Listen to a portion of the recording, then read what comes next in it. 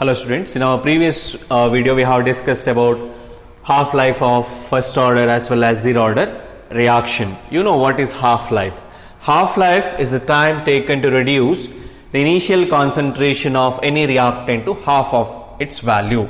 For example, if you have taken 2 molar reactant, R naught is equal to 2 molar initially.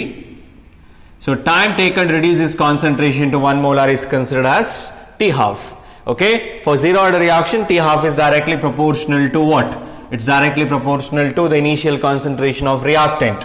But for first order reaction, it is independent of initial concentration of reactant.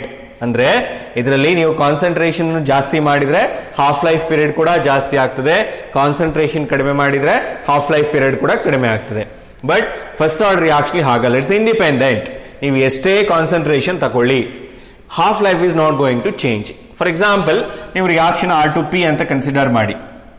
For this reaction half life is 1 minute. Let us take it is 1 minute.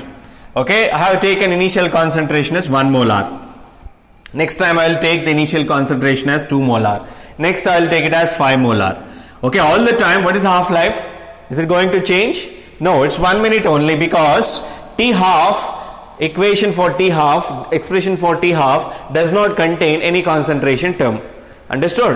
But here it is not like that.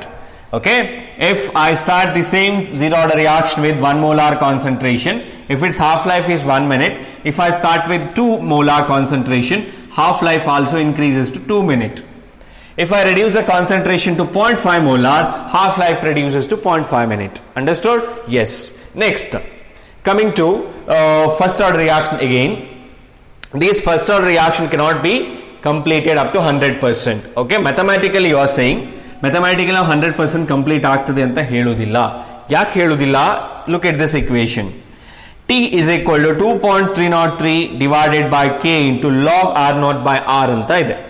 If initial concentration is 100%, at the end of the reaction, what is the value of R? How much amount of R is remaining? 0. ಯಾವುದು ಉಳ್ಕೊಳ್ಳೋದಿಲ್ಲ. Completion ಅಂದ್ರೆ R ಎಷ್ಟಿರ್ತದೆ? 0 ಆಗ್ತದೆ. So 100 divided by 0. So ಇಲ್ಲಿ T ನ value ಏನಾಗ್ತದೆ? Infinity ಆಗ್ತದೆ. You cannot complete it. Mathematically ನಾನು ಹೇಳ್ತಾ ಇರುವಂತದ್ದು, you cannot complete a first order reaction. 100% complete ಮಾಡ್ಲಿಕ್ಕೆ ಆಗೋದಿಲ್ಲ. It can be completed only up to 99.9%. Understood? 100 ಆದ್ರೆ ಏನಾಗ್ತದೆ? 100 ಬೈ 0 ಅಂತ ಆಗ್ತದೆ. ಸೊ ಈಗ ಟಿ ನ ವ್ಯಾಲ್ಯೂ ಕ್ಯಾಲ್ಕುಲೇಟ್ ಮಾಡ್ಲಿಕ್ಕೆ, ನಾಟ್ ಡಿಫೈನ್ಡ್, ಕ್ಯಾಲ್ಕುಲೇಟ್ ಮಾಡ್ಲಿಕ್ಕೆ ಆಗೋದಿಲ್ಲ. ಇದನ್ನ ಸರಿಯಾಗಿ ನೆನ್ಪಿಟ್ಕೊಳ್ಳಿ. Okay, you cannot determine the value of T in this case. Here let us relate half lives to what the total time taken for the reaction or total time taken for the completion of reaction. 100 to 50. Look at this. The first half life is this one, second half life is this one, this is the third half life, fourth, fifth, sixth, seventh, up to there are 10 half lives. Okay, there are 10 half lives. So now we'll write T 99.9% is equal to 10 into T half. Okay, T 99.9% is equal to 10 into T half. ಈಗ ನೋಡ್ತಾ ಬನ್ನಿ, ಇಲ್ಲಿ 50% complete ಆಗಿದೆ ಅಂದ್ರೆ ಎಷ್ಟು remaining? 50%. ಇಲ್ಲಿ 75% complete ಆಗಿದೆ, remaining 25%. So ಇಲ್ಲಿ 87.5% ಕಂಪ್ಲೀಟ್ ಆಗಿದೆ, ಇಲ್ಲಿ 93.75% ಕಂಪ್ಲೀಟ್ ಆಗಿದೆ, ಇಲ್ಲಿ 96.875% ಕಂಪ್ಲೀಟ್ ಆಗಿದೆ. ಹೀಗೆ ಕಂಪ್ಲೀಟ್ ಆಗ್ತಾ ಆಗ್ತಾ ಆಗ್ತಾ ಎಷ್ಟು ಪರ್ಸೆಂಟ್ ಕಂಪ್ಲೀಟ್ ಆಗ್ತದೆ? 99.999 ಸಮಥಿಂಗ್ ಕಂಪ್ಲೀಟ್ ಆಗ್ತದೆ. ಈಗ ಹೇಗೆ ರಿಲೇಟ್ ಮಾಡುವಂಥದ್ದು ಹಾಫ್ ಲೈಫ್ಸ್ ಗಳನ್ನು ಕರೆಕ್ಟ್ ಆಗಿ ನೋಡ್ಕೊಳ್ಳಿ. This is very very important. ನಿಮ್ಮ ಕಾಂಪಿಟೇಟಿವ್ ಎಕ್ಸಾಮ್ಸ್ ಜಾಸ್ತಿಯಾಗಿ ಕೇಳ್ತಾರೆ. ಟಿ 75% ಕಂಪ್ಲೀಷನ್ ಆಗಬೇಕಾದ್ರೆ ಎಷ್ಟು ಹಾಫ್ ಲೈಫ್ಸ್ ಇದೆ? there are 2 half lives, so you can write T 75% is equal to 2T half. ಅಂದ್ರೆ 75% ಕಂಪ್ಲೀಷನ್ ಗೆ 2 ಹಾಫ್ ಲೈಫ್ಸ್ ಗಳು ಬೇಕು. ಹಾಗೇನೆ 87.5% ಕಂಪ್ಲೀಷನ್ ಗೆ ಎಷ್ಟು ಹಾಫ್ ಲೈಫ್ಸ್ ಬೇಕು? 3 ಹಾಫ್ ಲೈಫ್ಸ್ ಬೇಕು. 93.75% ಗೆ ಎಷ್ಟು ಹಾಫ್ ಲೈಫ್ಸ್ ಬೇಕು? 1 2 3 4 4 ಹಾಫ್ ಲೈಫ್ಸ್ ಬೇಕು. 96.875% ಆದ್ರೆ there are 5 half lives. So ಈ ತರ ನೆನ್ಪಿಟ್ಕೊಳ್ಳಿ. This is very important. ನಿಮ್ಗೆ ಎಕ್ಸಾಮ್ ಅಲ್ಲಿ ಅಥವಾ ಕಾಂಪಿಟೇಟಿವ್ ಎಕ್ಸಾಮ್ ಅಲ್ಲಿ ಹೀಗೆ ಕ್ವೆಶನ್ ಬರ್ತದೆ, ಏನು ಅಂದ್ರೆ in order to complete the 75% reaction time taken is 2 hours ಅಂತ ಬರ್ತದೆ. Okay, a reaction takes 2 hours for the completion of 75% of reaction. 2 ಗಂಟೆ ತಗೊಳ್ತದೆ. ಕ್ಯಾಲ್ಕುಲೇಟ್ ಟಿ ಹಾಫ್ ಅಂತ ಕೇಳ್ತಾರೆ. ಹೇಗೆ ಮಾಡ್ತೀರಿ? ಟಿ 75% ಅಲ್ಲಿ ಎಷ್ಟು ಹಾಫ್ ಲೈಫ್ ಇದೆ? 2 ಹಾಫ್ ಲೈಫ್ ಇದೆ. ಹಾಗಾದ್ರೆ ಟಿ ಹಾಫ್ ಎಷ್ಟಾಗ್ತದೆ?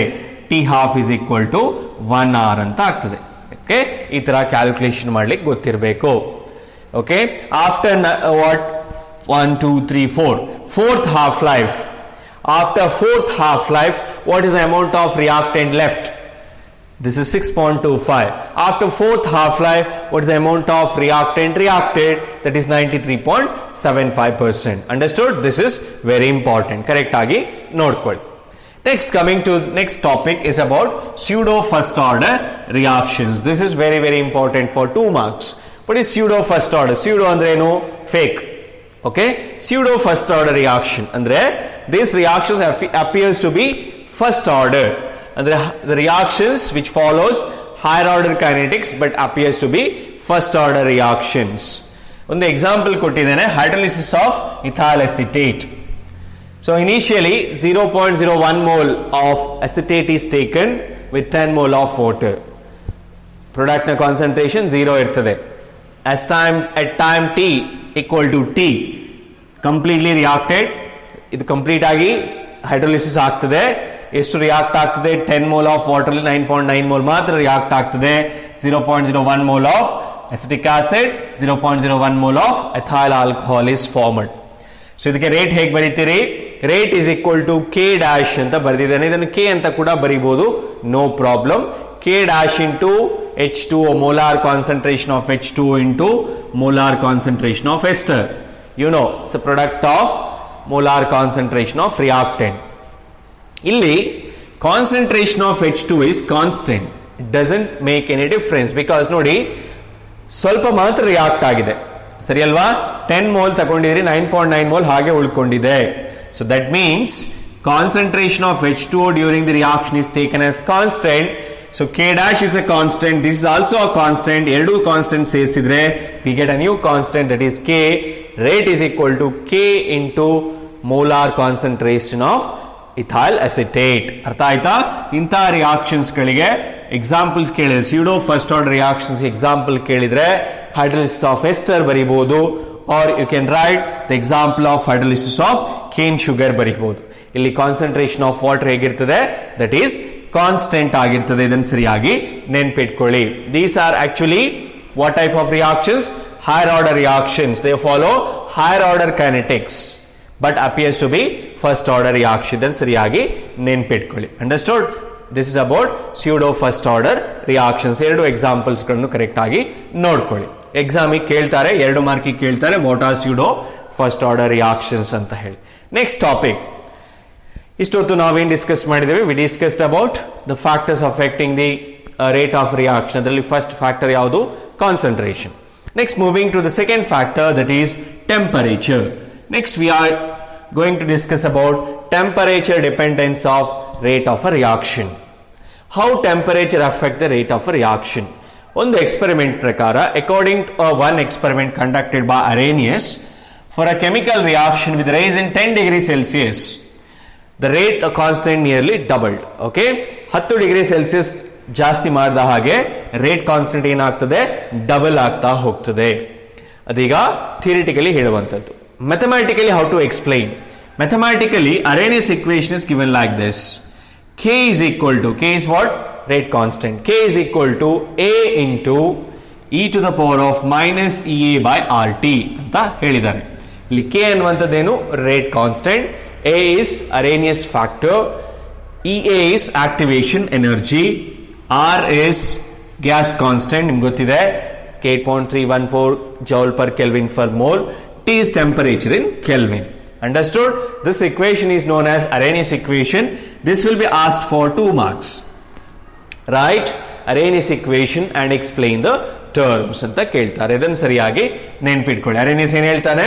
For a chemical reaction with rise in 10 degrees Celsius, rate constant is doubled. Rate double ಆಗ್ತಾ ಹೋಗ್ತದೆ. 10 ಡಿಗ್ರಿ ಸೆಲ್ಸಿಯಸ್ ನೀವು ಟೆಂಪರೇಚರ್ ಜಾಸ್ತಿ ಮಾಡಿದ ಹಾಗೆ ರಿಯಾಕ್ಷನ್ ರೇಟ್ ಕೂಡ ಡಬಲ್ ಆಗ್ತಾ ಹೋಗ್ತದೆ ಅಂತ ಹೇಳ್ತಾರೆ. So this can be explain by using a graph. ಅದನ್ನು ಹೇಗೆ ಅಂತ ನೋಡುವ.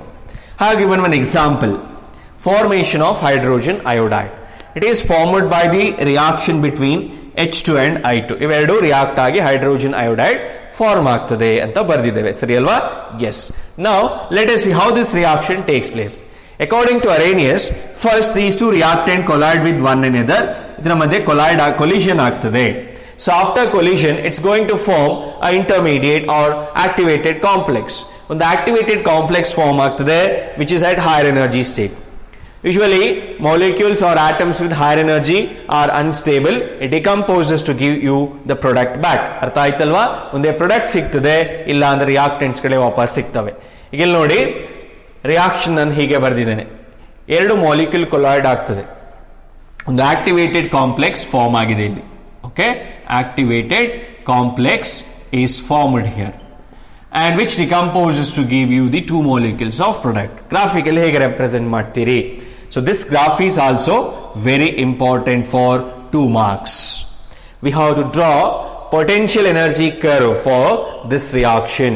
Potential energy versus reaction coordinate. Now, initially, nodi, every atom possesses certain amount of energy. Here I have taken the average energy. ಯಾಕಂತ ಹೇಳಿದ್ರೆ H2 ಮತ್ತು I2 energy ಎರಡು same ಇರೋದಿಲ್ಲ, but I have taken at the same level. So ಅದನ್ನ ನಾವು ಏನು using ಬೋಲ್ಟ್ಸ್ಮನ್ statistics approximation ಮಾಡ್ತೇವೆ, ಅದ್ರ ಬಗ್ಗೆ ಮತ್ತೆ ಡಿಸ್ಕಸ್ ಮಾಡ್ತೇನೆ. So I have taken 2 molecules H2 and I2. They are going to react with one another. ಎರಡು ರಿಯಾಕ್ಟ್ ಆಗ್ತಾ ಇದೆ. This is the energy of those 2 molecules. So when they collide with each other, they form activated complex and its energy increases. Okay, so this is the energy of what? The activated complex. Idu activated complex na energy. So this is at higher energy state which is highly unstable. Okay, so iden agbeku, either that has to give the product or it reverts to give original reactants. Eradu chances ide, but yavadu stable annodra mele idra behavior depend agirtade. Okay, if it forms a higher energy molecule, higher energy molecule form ಮಾಡೋದಾದ್ರೆ, so ಅದೇನ್ ಮಾಡ್ತದೆ, ಈಗ ನಿಮ್ಗೆ reactant ಅನ್ನೇ ವಾಪಸ್ ಕೊಡ್ತದೆ. ಈಗ ಏನಾಗ್ತದೆ ನೋಡಿ, so it decomposes and it gives you the product. ನೋಡಿ ಕರು ನೋಡಿ ಹೀಗಿದೆ. ನಾವ್ it is at highest energy state. So ಈ ಎನರ್ಜಿ ಡಿಫರೆನ್ಸ್ ಗೆ ನಾವೇನ್ ಕರಿತೇವೆ ಅಂದ್ರೆ ಆಕ್ಟಿವೇಶನ್ ಎನರ್ಜಿ ಅಂತ ಕರಿತೇವೆ. ಸೊ ಈ difference in the energy difference between the energy of this reactant molecule and activated complex is activation energy. So ಇಲ್ಲಿ highly unstable, ಅದು unstable ಇದ್ದಾಗ ಏನಾಗಬೇಕು, that has to get the stability. How? That has to react, how? That has to decompose. ಇದು decompose ಆಗಬೇಕು. Decompose ಆಗಿ ನಿಮಗೆ product ಕೊಡಬಹುದು ಅಥವಾ ರಿಯಾಕ್ಟೆಂಟ್ಸ್ ಗಳನ್ನೇ ವಾಪಸ್ ಕೊಡಬಹುದು. ಸೊ ಅದು ಯಾವುದ್ರ ಮೇಲೆ ಡಿಪೆಂಡ್ ಆಗಿರ್ತದೆ, ಹೊಸದಾಗಿ ಏನ್ ಪ್ರಾಡಕ್ಟ್ ಫಾರ್ಮ್ ಆಗ್ತದೆ ಅದರ ಎನರ್ಜಿ ಮೇಲೆ ಡಿಪೆಂಡ್ ಆಗಿರ್ತದೆ. ಈಗ ಇದು ರಿಯಾಕ್ಟ್ ಆಗಿದೆ, ಡಿಕಂಪೋಸ್ ಆಗಿದೆ, ನಿಮ್ಗೆ ಒಂದು ಪ್ರಾಡಕ್ಟ್ ಸಿಗ್ತದೆ, ಅದು hydrogen iodide. Now look at the energies of these reactants and this product. It's less, so which is stable. Energy ಯಾವ್ದ್ರದ್ದು ಕಡಿಮೆ ಇರ್ತದೆ ಅದು more stable. ಯಾವ್ದ್ರ ಎನರ್ಜಿ ಜಾಸ್ತಿ ಇರ್ತದೆ that is less stable. So this energy difference is known as enthalpy of reaction. ಅರ್ಥ ಆಯ್ತಲ್ವಾ? ಇಷ್ಟು amount of energy ಏನಾಗ್ತದೆ, ರಿಲೀಸ್ ಆಗ್ತದೆ ಡ್ಯೂರಿಂಗ್ ದಿ ರಿಯಾಕ್ಷನ್. ಅಂಡರ್ಸ್ಟೂಡ್? ನೋಡಿ ಪೊಟೆನ್ಷಿಯಲ್ ಎನರ್ಜಿ ಹೇಗೆ ಜಾಸ್ತಿ ಆಗ್ತಾ ಇದೆ, ಹೇಗೆ ಕಡಿಮೆ ಆಗ್ತಾ ಇದೆ ನೋಡಿ. ನಿಮ್ಮ ಪ್ರಾಡಕ್ಟ್ ನ ಎನರ್ಜಿ ಪೊಟೆನ್ಷಿಯಲ್ ಎನರ್ಜಿ ರಿಯಾಕ್ಟೆಂಟ್ಗಿಂತ ಕಡಿಮೆ ಇದೆ. So this graph is very very important. ಇದು ಪಾತ್ ಆಫ್ ರಿಯಾಕ್ಷನ್, ಹೇಗೆ ರಿಯಾಕ್ಷನ್ ಆಗ್ತದೆ. ಸೊ ಯಾಕೆ ಆಗ್ತದೆ, ಫಸ್ಟ್ PUC ನಾವು ಕಲ್ತಿದ್ದೇವೆ energy factor is very important ಅಂತ ಹೇಳಿ. ಈಗ ಇಲ್ಲಿ ಎನರ್ಜಿ ಕಡಿಮೆ ಆಯಿತು, energy is released. So this is exothermic. ಇಲ್ಲಿ ನೆಗೆಟಿವ್ ಇರ್ತದೆ ಎನರ್ಜಿ, ಕೆಲವೊಂದ್ಸಲ ಪಾಸಿಟಿವ್ ಕೂಡ ಇರ್ತದೆ, ತುಂಬಾ ರೇರ್ ಆಗಿ ಇರ್ತದೆ. This is about Arrhenius equation and it's graph. ಇದೆರಡೂ ಕೂಡ ಇಂಪಾರ್ಟೆಂಟ್. ಇದು ಗ್ರಾಫ್ ಕೂಡ ಕರೆಕ್ಟ್ ಆಗಿ ಪ್ರಾಕ್ಟೀಸ್ ಮಾಡ್ಕೊಳ್ಳಿ, 2 ಮಾರ್ಕಿಗೆ. ಇಕ್ವೇಶನ್ ಕೂಡ 2 ಮಾರ್ಕ್ಸಿಗೆ ಕೇಳ್ತಾರೆ. Thank you.